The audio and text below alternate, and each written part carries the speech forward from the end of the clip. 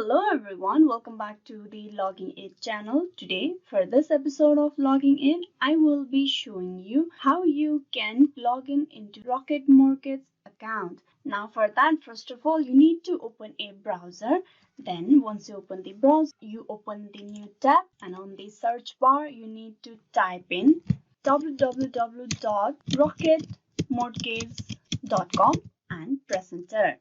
This will take you to its official website. Rocket Mortgage is an online mortgage application too, with ongoing demand support that changed the industry. Loan variety rates and fees are determined by clicking loans. Now here you need to click on the sign in. Now here you provide the username and your password to get logged in into the Rocket Mortgage account. If you forgot your username, you can click on this link provided. You just tap upon the link, and from here you will be able to recover your user ID for your Rocket account. Similarly, if you forgot the password, you can just click on forgot password over here and then recover it. This is how you can easily sign in into the Rocket Mortgage account. Hope this video was useful. Please like and subscribe the Logging It channel, and also don't forget to click on bell icon. Thank you.